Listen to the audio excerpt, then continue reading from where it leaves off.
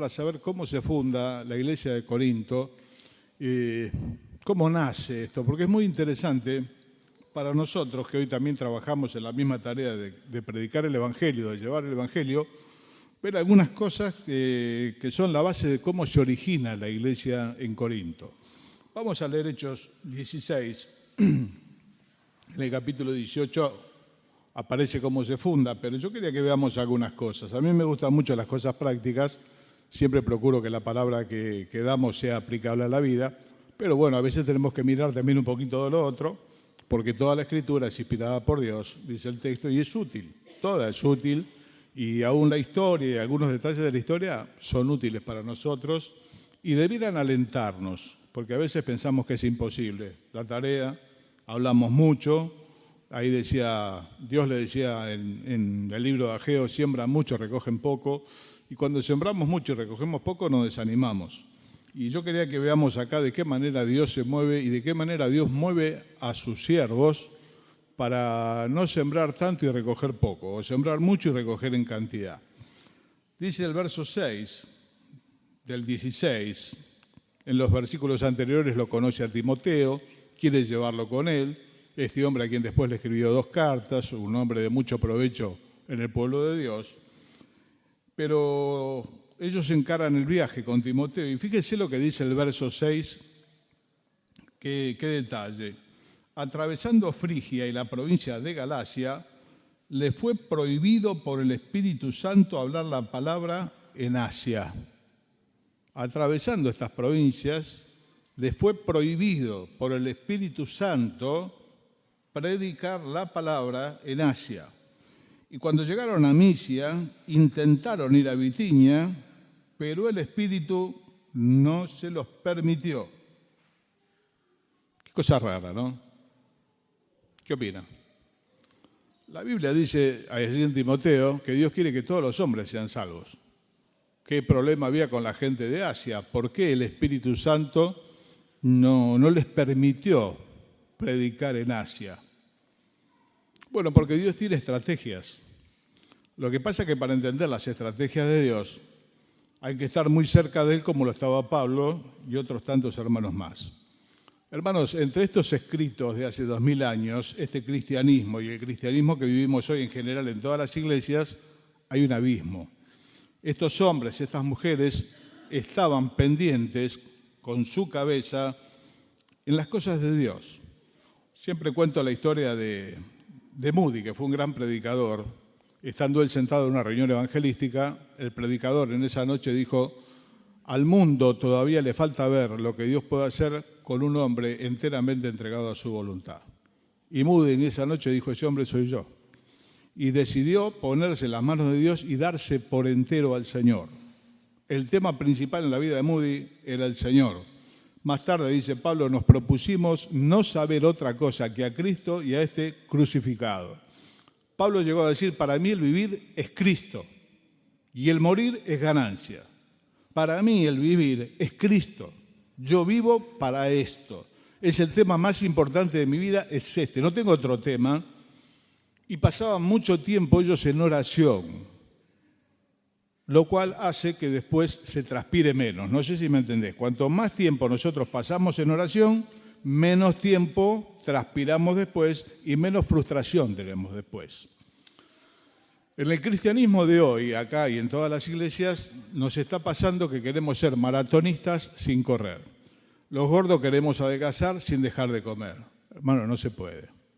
Queremos ser tal o cual cosa, queremos ser pianistas, pero hay que estudiar piano, son como 9 años, el seminario de piano. Y así nos pasan muchas cosas. Entonces, cuando miramos a estos hombres, ¿quién no quiere ser como ellos? Hombres o mujeres que ven en ellos un ejemplo y queremos ser como ellos. Y decimos, ¿por qué ellos sí y nosotros no? ¿Por qué tienen este resultado y nosotros no? Bueno, precisamente por el gordo que no quiere dejar de comer. El gordo no tiene que hacer una dieta, tiene que cambiar su estilo de vida en la alimentación. ¿Cuánto dura? Toda la vida. Listo. La dieta no sirve. Uno puede hacer la dieta 15 días, un mes, y después está lo que llaman el efecto rebote, donde pasás a pesar el doble. El gordo, siendo yo uno de ellos, lo que tiene que hacer es cambiar su vida, su hábito alimenticio. Es una disciplina, como todas las disciplinas, cuesta. aquellos deportistas de alto rendimiento no ven la hora de retirarse para comerse una pizza con los amigos, comer un asado, tomar un vaso de vino, porque les es vedado, no lo pueden hacer por el alto rendimiento al que ellos son llamados. Los maratonistas de Dios, como estos hombres y tantos más, y mujeres, no han hecho caso de nada y se han dedicado a esto, hermano. Tienen este resultado porque entrenan. Pasan más tiempo con Dios que con la gente. Lo vuelvo a decir, si nosotros pasásemos más tiempo de nuestra vida en oración, la vida nos costaría mucho menos esfuerzo. A veces nos rompemos los brazos, quedamos exhaustos sirviendo al Señor, ¿no? Y el resultado es magro y el resultado es poco, y encima nos sentimos frustrados y cansados, lo cual es un cóctel mortal, ¿no? Cansado y frustrado. Y dice, estoy haciendo la obra, ¿qué es lo que pasa? Bueno, hermano, lo que pasa es que entre este cristianismo, lo vuelvo a decir en general, no acá, y el cristianismo de hace 2000 años, hay un abismo de diferencia en las entregas y las vidas espirituales. Estos hombres tienen estos resultados porque decidieron darse por entero al Señor y vivir y decir con Pablo, para mí el vivir es Cristo. Hermanos, y para nosotros que el vivir a veces es el trabajo, el estudio, el novio, la novia, la familia, un montón de cosas más, es un problema. Lo que queda para el Señor es muy poquito y es lícito. Pero Pablo, aún en este deseo de servir mejor al Señor, relegó el tener una familia. Pablo decía, no tenemos derecho nosotros a traer una mujer por hermana como Pedro y los demás. ¿Tenemos derecho a casarnos o no? Claro, bueno, Dios le había capacitado a él para poder estar solo. Y dice, quisiera más bien que todos fuesen como yo. ¿Por qué? Porque solo él se movía mejor. No le podían agarrar a los hijos para torturárselos. Pedro era casado y Dios lo usó también. No estoy diciendo con esto que para servir al Señor te quedes soltero. Entendámonos. Pedro era casado, sirvió al Señor y fue considerado una columna en la iglesia de Dios. Pero me refiero a que estos hombres pagaron un precio. Dice Pablo, aquel que lucha, de todo se abstiene. Los que luchan, de todo se abstienen. Tienen resultados maravillosos, pero pagan un precio por eso. Esto tiene que quedar claro. ¿Por qué entonces con los de Asia no? ¿Por qué el Espíritu les prohíbe predicar el Evangelio? Qué cosa rara, no es el único capítulo que dice que Dios prohíbe predicar el Evangelio, siempre nos llama a predicar. Porque Dios tiene planes y tiene estrategias a seguir. Y nosotros a veces, disociados del Señor, hacemos nuestros propios planes y nuestras propias estrategias y estamos haciendo la obra. No es que no estamos haciendo la obra, pero tal vez la estamos haciendo fuera del lugar donde la tenemos que hacer. Ellos quisieron ir a Asia, pero el Espíritu les dijo que no, tuvieron esa sensibilidad para escuchar el proyecto de Dios.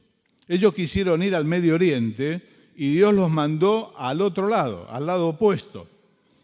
Y luego llegan a Filipos, que es la primera ciudad, y allí entra el Evangelio en Europa.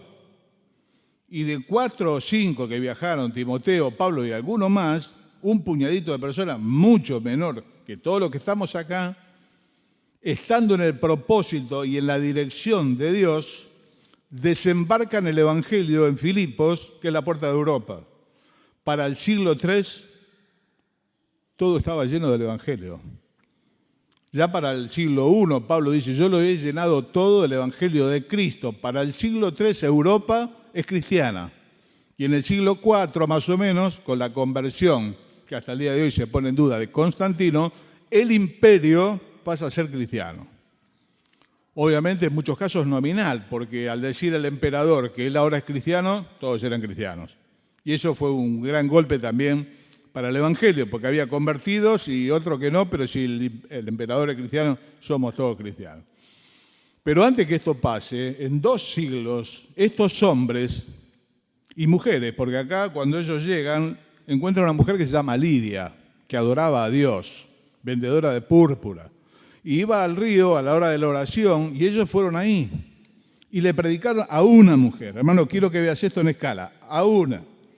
Y después contactaron con otros. ¿Y qué te quiero decir? Que en un siglo el Evangelio estaba expandido de una manera increíble, porque hombres y mujeres se pusieron en el proyecto de Dios. Hermano, esto es como si el arquitecto nos da el plano de la casa. El arquitecto trabajó, entiende que acá va una columna, acá va una pared, la puerta va acá, la ventana va acá, y yo vengo, pero resulta que la ventana la pongo en el piso, la puerta la pongo más o menos por la mitad de la pared, lo cual me costó mucho trabajo, me rompí los brazos para hacerla, pero la puerta no va en la pared, la puerta va en la entrada donde tiene que estar. Entonces yo le puedo decir, pero mira que trabajé como loco. Sí, pero no la pusiste donde la tenés que poner. La puerta va en ese lugar, la ventana va a media altura, los cimientos van abajo de la pared, no van en la mitad de la pared. Pero no sabés lo que me costó, no tiene nada que ver. No tiene nada que ver. Por eso tenemos tan poco fruto en la evangelización. Porque muchas veces predicamos en el lugar equivocado. Dios mueve un hombre llamado Felipe, que está en Samaria, en el capítulo 8 de Hechos, y le iba muy bien porque mucha gente venía al Evangelio. Sin embargo, el Espíritu le dice, tenés que ir al camino desierto. Ahí vas a encontrar a una persona que viene en un carro. Es un etíope, un negro. Pero voy a dejar de hablarle a tantas personas en Samaria para ir a buscar un negro al medio del desierto. Bueno, pero Felipe es un hombre que también está en la mano de Dios y Dios lo mueve y él sigue atentamente el proyecto de Dios y se mueve en consonancia con lo que Dios dice. Deja Samaria, se va al desierto. Cualquiera de nosotros dice, Mecho, quédate en Samaria, hacemos 3 reuniones por día, la gente viene a montones. Dios dijo, te vas al camino que es desierto y esperás al negro. Y dicho y hecho, se fue y el negro venía en el carro leyendo Isaías 53 sin entender absolutamente nada. Entonces Felipe se pone al costado del carro, ¿no? Pues dice que era el hombre más fuerte porque le paró el carro al etíope. No lo dice la Biblia, es un chiste. Dice, ¿quién es el hombre más fuerte? Felipe, le paró el carro al etíope, tenía mucho carácter. No, él se puso al lado y le dijo, ¿entendés lo que lees? Y este hombre, que había subido a adorar a Dios, un hombre piadoso, dijo, ¿cómo voy a entender si nadie me explica? Estaba leyendo Isaías 53, que dice que cada cual se apartó por su camino, mas Dios cargó en él. Pasaje evangelístico, algunos le llaman el Evangelio según Isaías, al capítulo 53. Entonces, manda parar el carro y él le explica de tal manera que este hombre recibe al Señor y dice, ¿qué impide que yo sea bautizado? Y le dice Felipe, si crees bien puedes. Bajaron a las aguas y lo bautizó. ¿Dónde va ese negro? A Etiopía, a África, llevando el Evangelio por primera vez a ese lugar. Por eso, hermanos, son tan importantes las estrategias de Dios y no poner la ventana donde se me ocurre. Yo tengo que tener la sensibilidad espiritual por pasar tiempo con el Señor para escuchar, especialmente los líderes, para conducir al pueblo donde tiene que ir. Evidentemente Dios nos puso acá, predicamos, pero qué bueno que es entender los proyectos de Dios. Lo bien que le va en Samaria a Felipe. Sin embargo, salí de acá, te vas a esperar a uno que viene en un carro y ese lleva el Evangelio de Etiopía. Alguna vez, creo que lo conté acá, alguien dijo, todos podemos saber cuántas semillas hay en una manzana. Cuestión de cortar la manzana, contamos la semilla, no es difícil. Pero nadie puede saber cuántas manzanas hay en una semilla.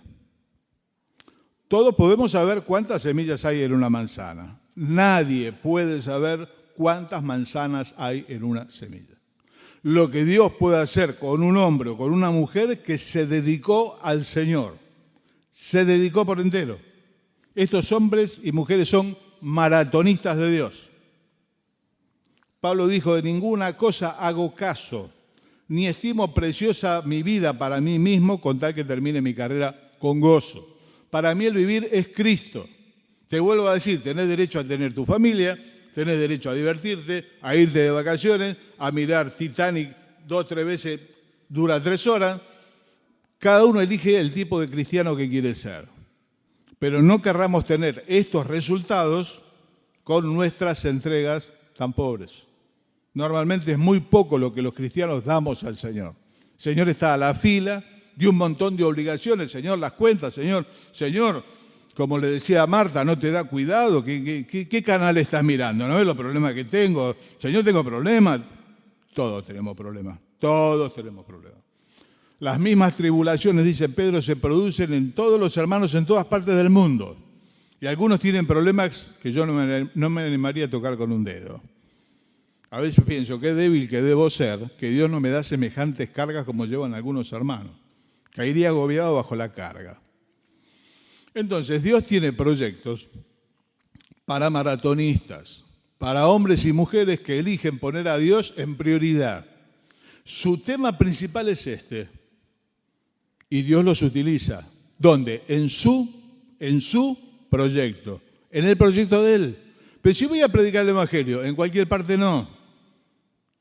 Si me interesa el tema, quiero ser un evangelista eficaz, yo tengo que pasar tiempo con el Señor, más escuchando que hablando. La mayoría de nosotros emplea más tiempo hablando al Señor que en escuchar al Señor. Y es mucho más eficaz escuchar lo que Él tiene para decirme a mí que lo que yo tengo para decirle a Él. Porque de las cosas que tenemos necesidad, Él lo sabe antes que le pidamos. Por lo tanto, sería bueno pasar tiempo de quietud oyendo lo que el Espíritu dice a la iglesia, porque Dios se quiere manifestar su voluntad a vos y a mí y a la conducción de la iglesia. Tiene un proyecto para Urquiza. Lo hacemos de cualquier manera no. Entonces, si uno pasa tiempo, lo que pasa es que nadie tiene tiempo, pero si uno pasa tiempo, aquieta su corazón en la presencia de Dios, en algún momento Dios va a poner en el corazón a quién le tenemos que hablar, y va a poner la persona, y va a poner la oportunidad. Dios quiere que todos los hombres sean salvos. Señor, dame la oportunidad. ¿Al lado de qué carro me tengo que poner? Cualquier carro, no el del negro, cualquier carro no. Pero pasó otro carro, viene más gente. No. El negro necesito. ¿Por qué? Porque va a llevar el Evangelio al África. Yo necesito que no vayan a Asia. Allá después también fue Pedro, llevó el Evangelio también. Pero Pablo, vos tenés que ir a Europa. Somos un puñadito. Vos no sabés cuántas manzanas hay en una semilla. Pablo, haceme caso. Y Pablo le hizo caso y fue. Y llegan a Filipos y allí tienen el encuentro con esta mujer. Después vienen aquellos hechos del carcelero de Filipo. Se convierte él con toda la familia. Y después resulta que viajan. ¿Y dónde van? Y se van a Grecia, Hechos 17. Y ahí está Pablo con aquel discurso maravilloso en el Areópago, donde dice que Dios, pasando por alto los tiempos de esta ignorancia, lo dice en Grecia, que era la cuna del saber. Grecia era la cuna del saber. Las bibliotecas de Grecia, el saber griego dura hasta el día de hoy. Dios, pasando por alto, le dice, los tiempos de esta ignorancia, manda a todos que se arrepientan. Hechos 17. Dice que algunos creyeron. Después de ahí, en el capítulo 18, es que llega a Corinto. Y quiero que leamos esto, porque es muy interesante también. ¿Qué significa estar en la mano de Dios a la hora de servirle? Especialmente en la predicación. Y la otra es, Señor, ¿qué quieres que haga? También dentro de tu casa. Señor, ¿qué quieres que haga? Bueno, a mí me gusta cantar. A mí me puede gustar cantar, pero si vos me escuchás cantar no te congregás nunca más. No es lo mío el canto. Entonces no es qué es lo que a mí me gusta. Señor, ¿qué querés que haga? Pastores, ¿en qué puedo ser útil? Y los pastores se supone que tienen un crecimiento, un desarrollo, que van a decir, mira, me podés ser muy útil acá. Y tal vez eso sea de Dios y transpires menos y te frustres menos. ¿Por qué? Porque estás en el lugar que tenés que estar. La puerta no va en el medio de la pared, va allá, la ventana va en el medio de la pared. Entonces, muy importante, te lo vuelvo a repetir, más importante es escuchar a Dios que hablarle a Dios. Yo el hablarle a Dios lo hago para sacarme la ansiedad que tengo encima, que a veces es mucha, no sé si a vos te pasa. Tengo mucha ansiedad, soy una persona con ansiedad, echo toda mi ansiedad delante de Él. Y después procuro tener un tiempo de adoración. Le paso la lista de mis queridos que están enfermos y algunas necesidades. Pero después viene el momento más importante, quedarse en silencio, que nos cuesta tanto, ¿no? Y abrir el oído, cerrar los ojos, abrir las orejas. ¿Lo entendés el ejercicio? Cierro los ojos, abro las orejas. Porque es más importante el plan que Él tiene que el mío. Dios dice, mis pensamientos no son vuestros pensamientos y mis caminos no son vuestros caminos. Esto aplica a la predicación del Evangelio, esto aplica si tengo que cambiar de trabajo o no, esto aplica si voy a vender la casa y me voy a mudar, esto aplica si voy a viajar, a todo. Yo tengo que escuchar con voz audible. A mí nunca me pasó con voz audible, pero hubo un testimonio del Espíritu Santo a mi espíritu que me dio una convicción total de lo que tengo que hacer. Estoy plenamente convencido de lo que tengo que hacer. ¿Por qué? Porque me habló. Y si no me habla, no me muevo. Si Dios no te habla, no te da una convicción espiritual, el tema es no innovar. Mientras no sepas a dónde ir, quédate donde estás. Pero es necesario que lo escuchemos, hermano. No se hace de cualquier manera la obra, se hace en la voluntad de Dios. En el centro de la voluntad de Dios, como dicen algunos hermanos, ¿no? En el centro de la voluntad de Dios. Después de estar en Atenas, en este discurso maravilloso que dio en Atenas, con fruto también, verso 1 del 18 dice, después de estas cosas, Pablo salió de Atenas y fue a Corinto. Ahí llega, a Corinto. Cuarta ciudad importante de Roma, la cuarta. Había tráfico de comercio, muchísimo. Y Dios lo pone ahí, lo pone estratégicamente ahí. ¿Por qué? Porque ahí hay mucha gente. El Señor aparece a Pablo, después le dice, habla y no calles, pues yo tengo mucho pueblo en este lugar. Ahora, yo no sé si vos sabés lo que es Corinto.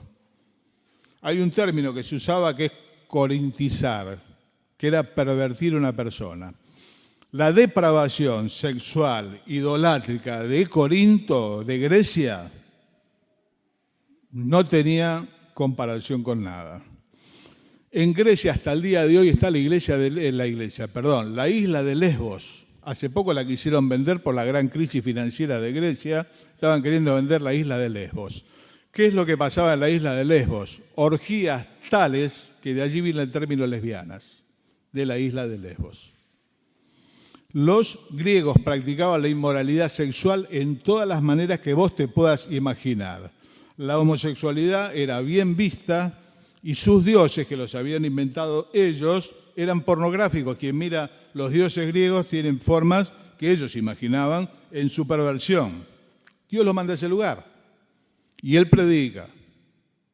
Y acá llega a Corinto. ¿Dónde me mandaste, Señor? A esperar un negro que viene por el desierto. Y me mandás acá. Esta gente está en cualquiera, yo lo hubiese dicho. No me va a escuchar. Un homosexual me va a escuchar. Un pervertido me va a escuchar. El culto religioso era totalmente sexual.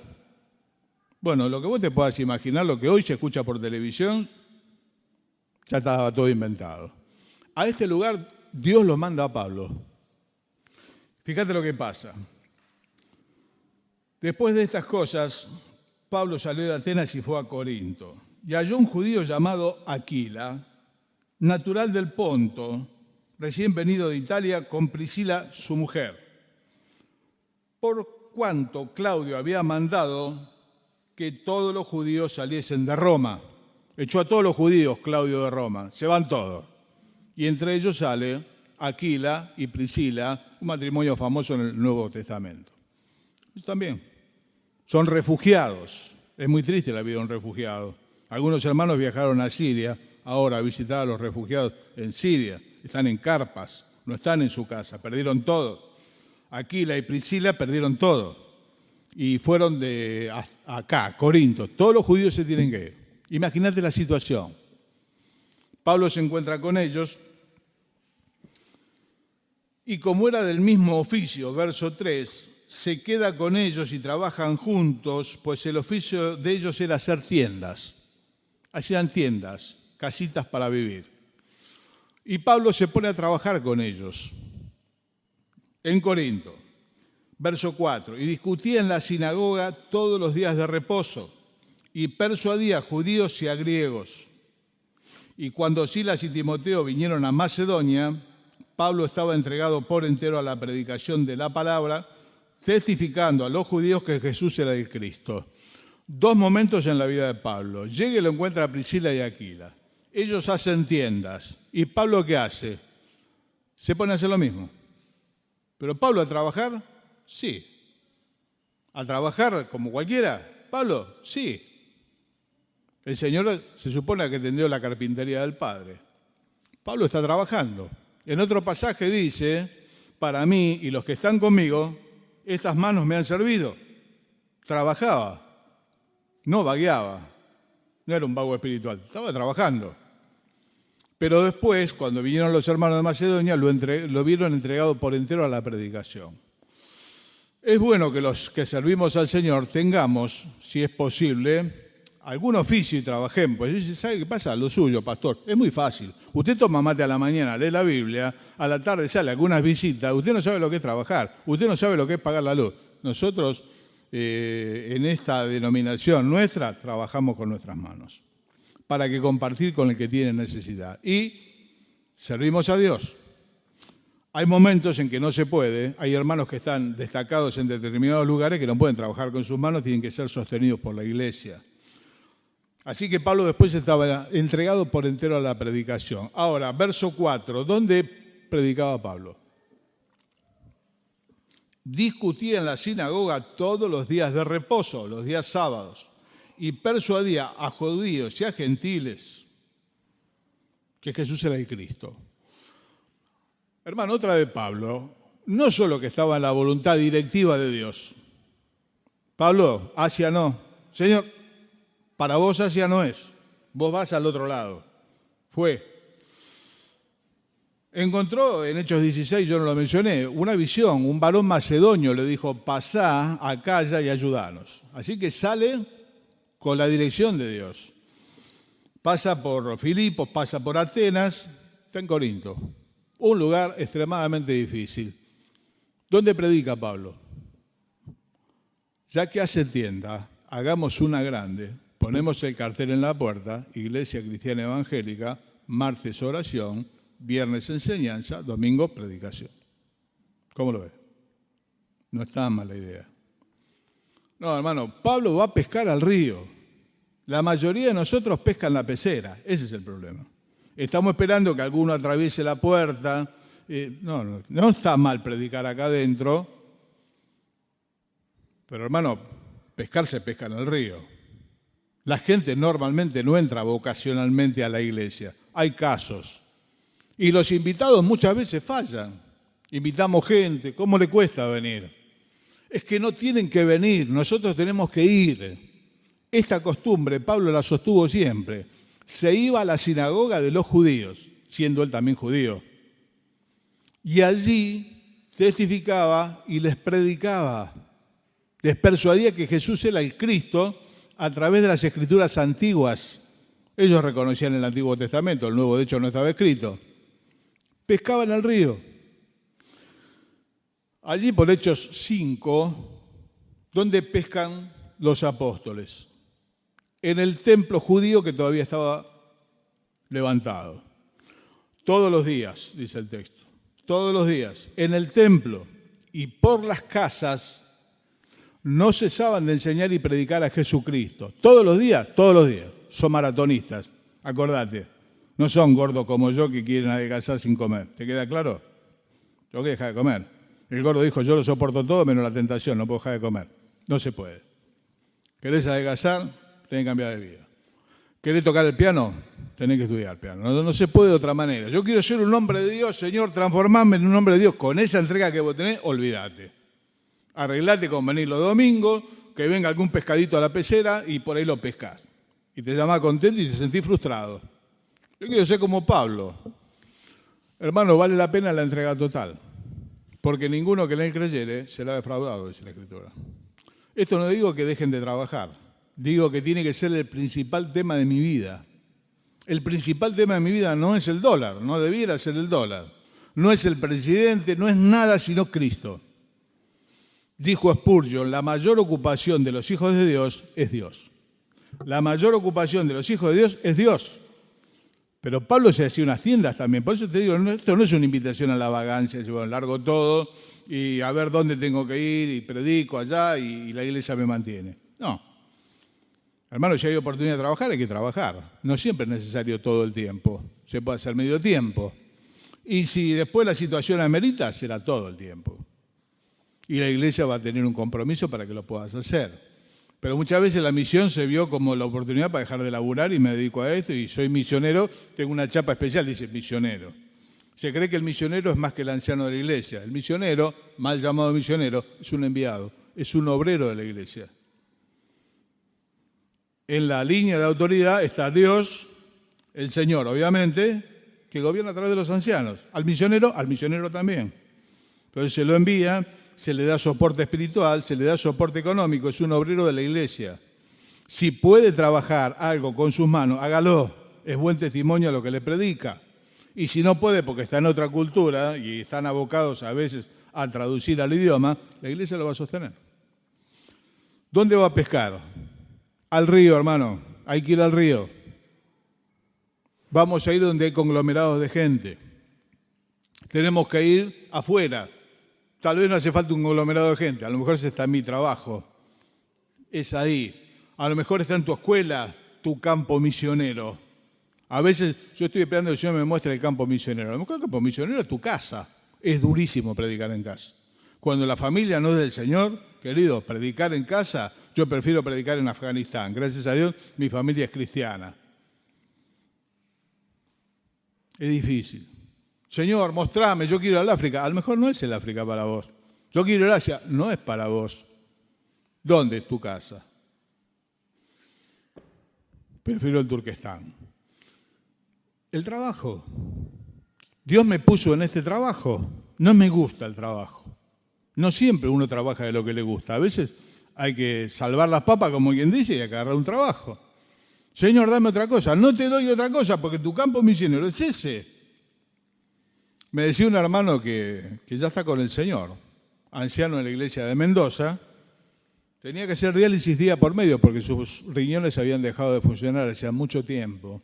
Y día por medio, tenía un volumen importante, le sacaban 6 litros de agua, 6 litros, porque no orinaba, sus riñones habían dejado de funcionar.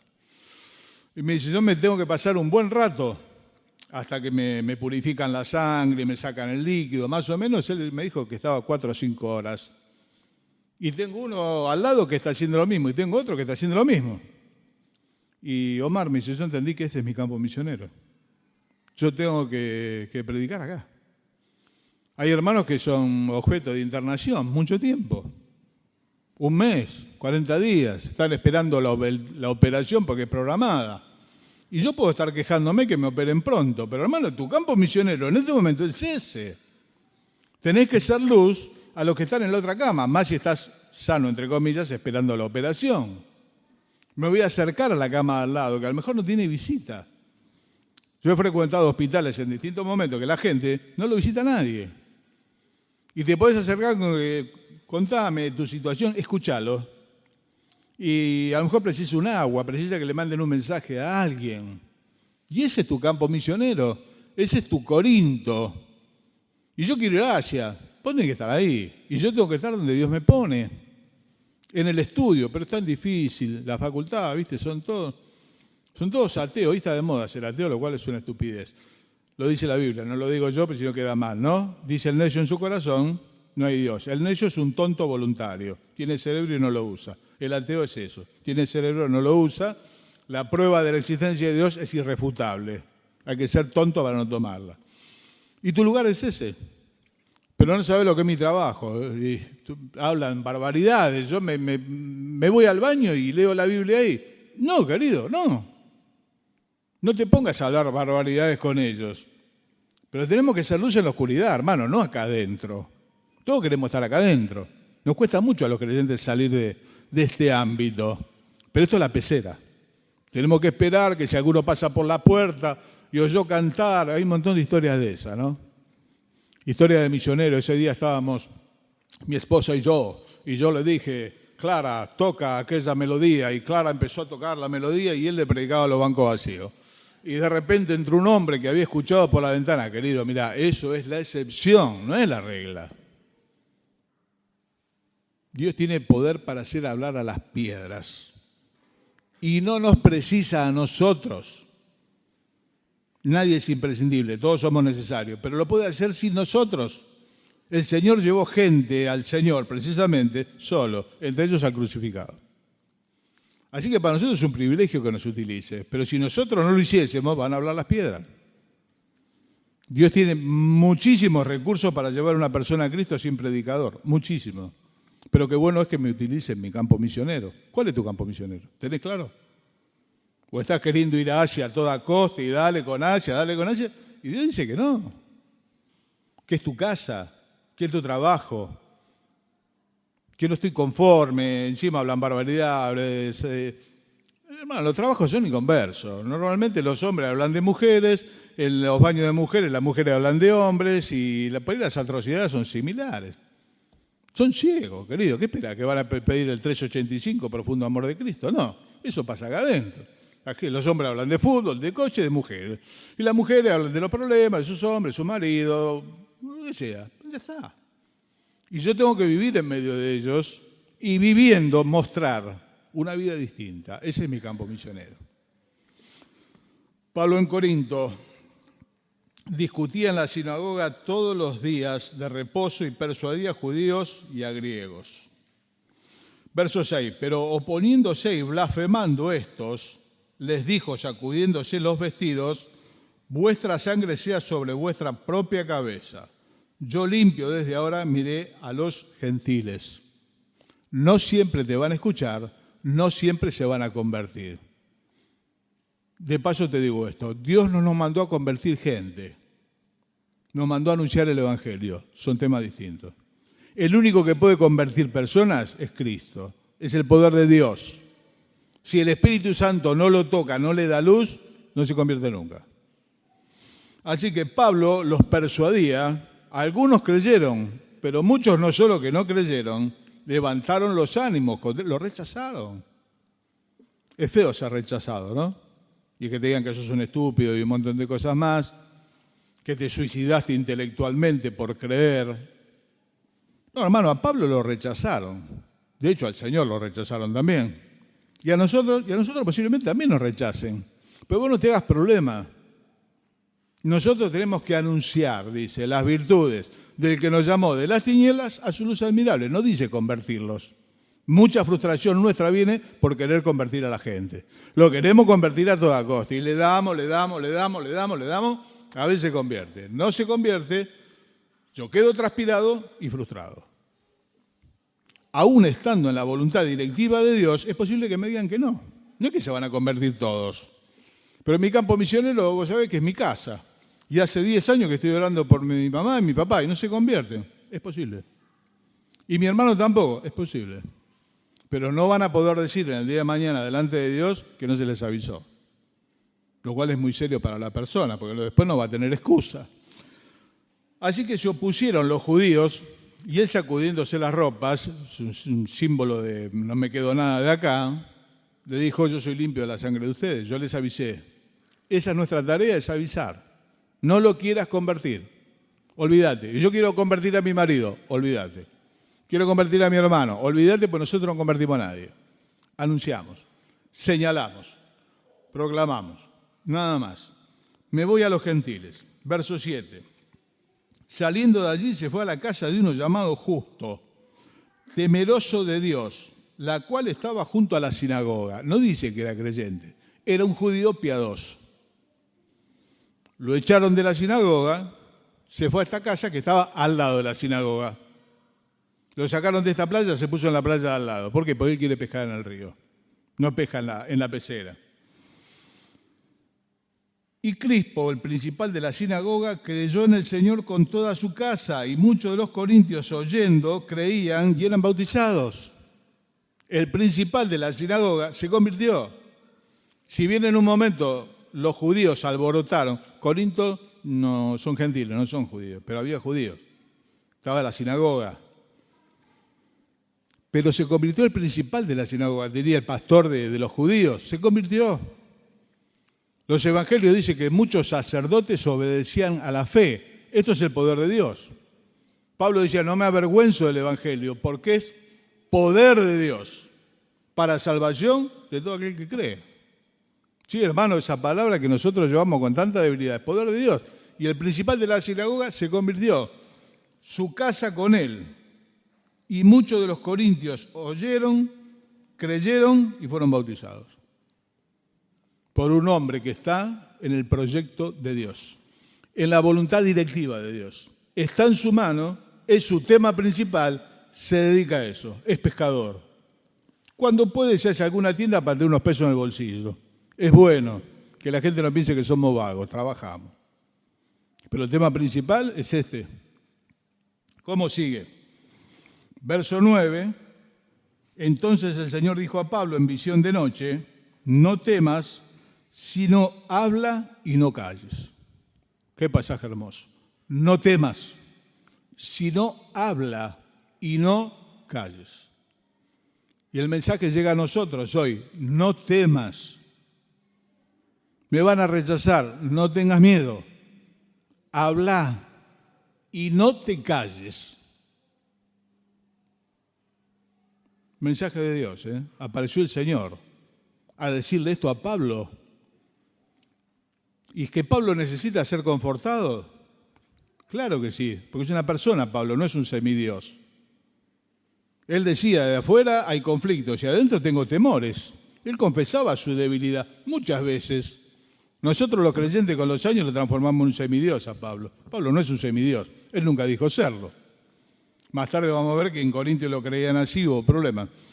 El Señor lo conforta, habla y no calles, porque yo estoy contigo, y ninguno pondrá sobre ti la mano para hacerte mal, porque yo tengo mucho pueblo en esta ciudad.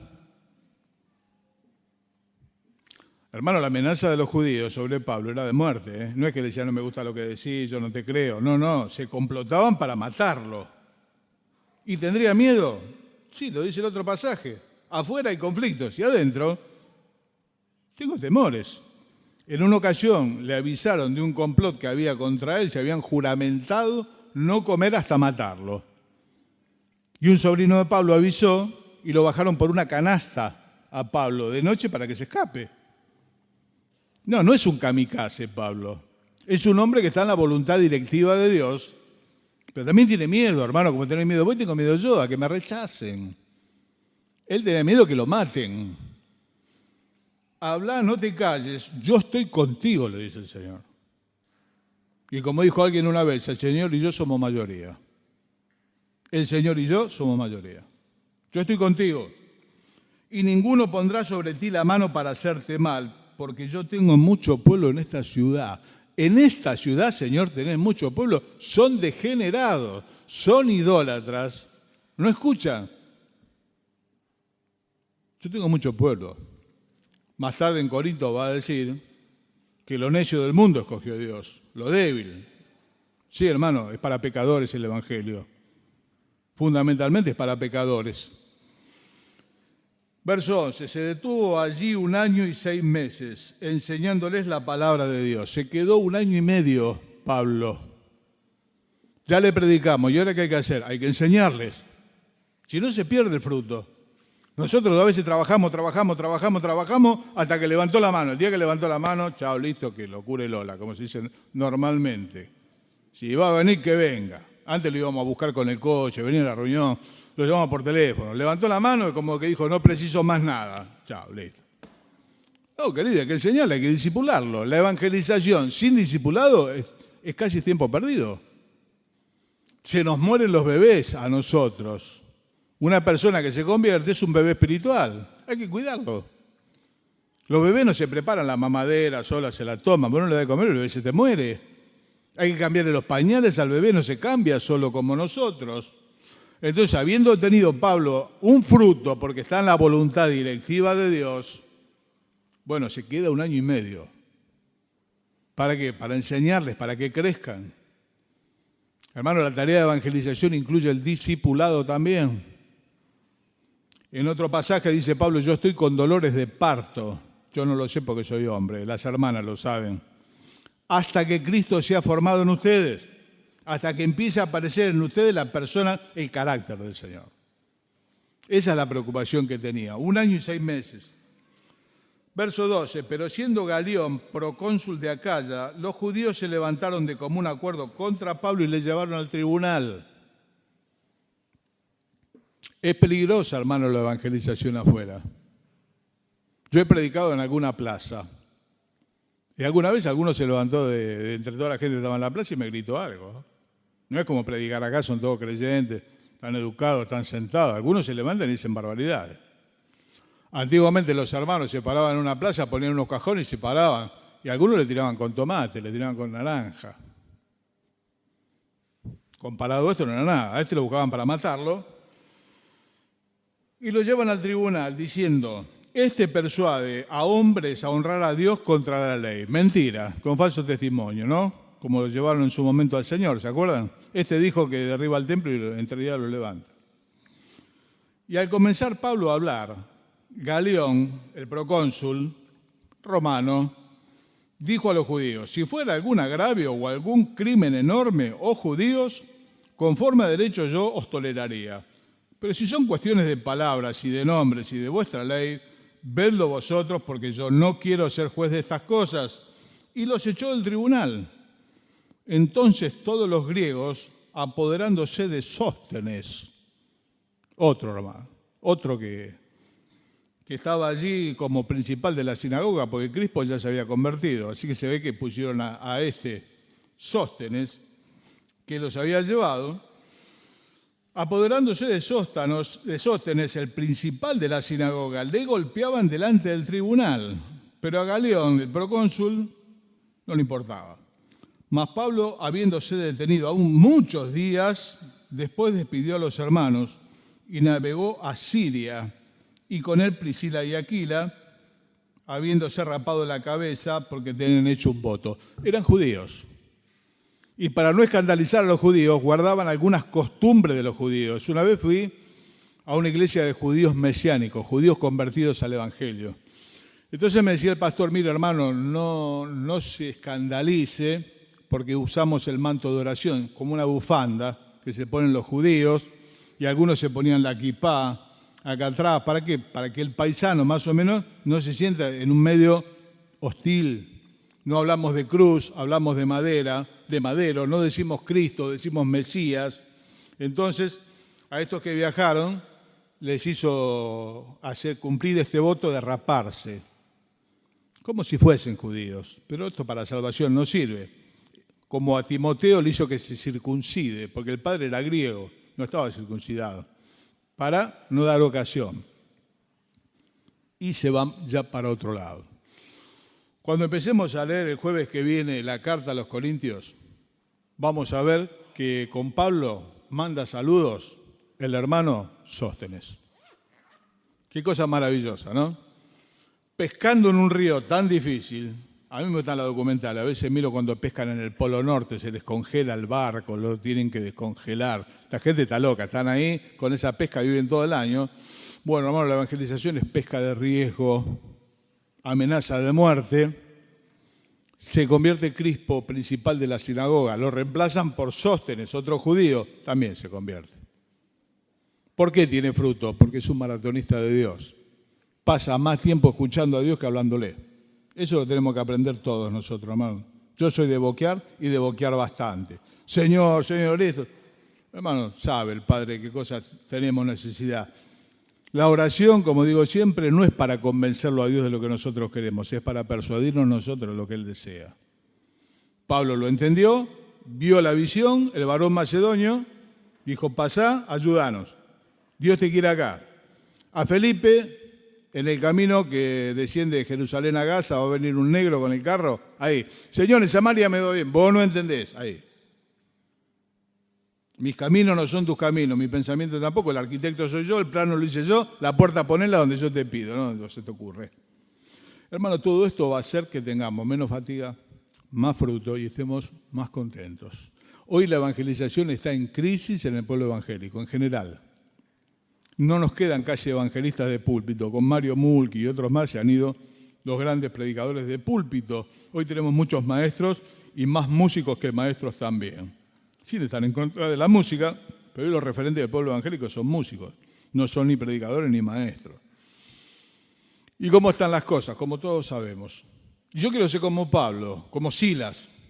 Tenés que entrenar, tenés que dejar de comer, no hay forma de adelgazar, si no, no, yo tomo agua y engordo. Mentira, deja de comer, vas a como bajar de peso.